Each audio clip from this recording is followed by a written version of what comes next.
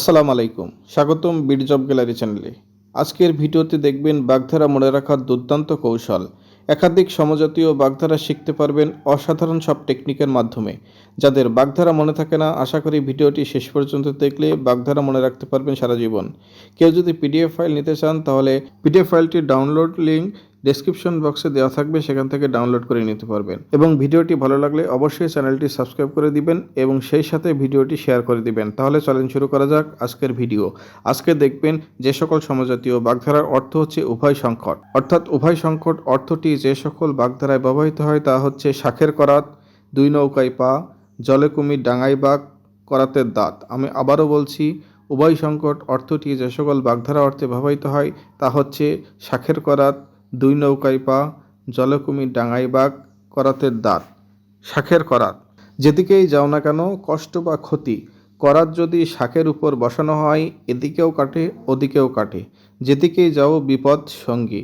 এভাবে আমরা মনে রাখতে পারি শাখের করাত বাগধারাটি অর্থ হচ্ছে উভয় সংকট।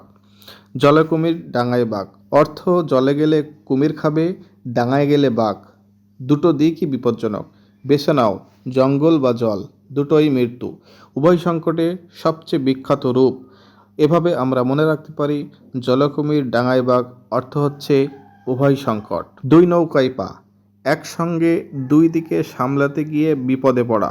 দুই নৌকায় পা দিলে নিশ্চয়ই জলে পড়বে, দুইটা চালাতে গিয়ে একটিও সামলাতে পারবে না। এভাবে আমরা মনে রাখতে পারি দুই নৌকায় পা বাগধারাটির অর্থ হচ্ছে উভয় সংকট। করাতের দাঁত অর্থ দুই পাশে দাঁত, দুটোই কাটে, উভয় দিকেই ক্ষতি হয়। করাতের দাঁতের মাঝে পড়লে এদিকেও ছাড়ে না ওদিকেও ছাড়ে না। এভাবে আমরা মনে রাখতে পারি উভয় দিকেই সমান যন্ত্রণা। অর্থাৎ করাতের দাঁত বাগধারাটির অর্থ হচ্ছে উভয় সংকট। এভাবে টেকনিকে মনে রাখার পাশাপাশি আমরা একটি ছন্দ আকারেও দেখতে পারি।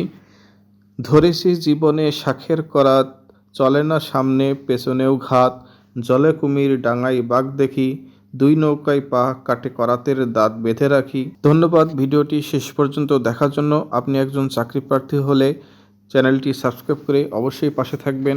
পরের ভিডিওটি দেখার আমন্ত্রণ জানিয়ে এখানেই শেষ করছি। আসসালামু আলাইকুম, আল্লাহ হাফেজ।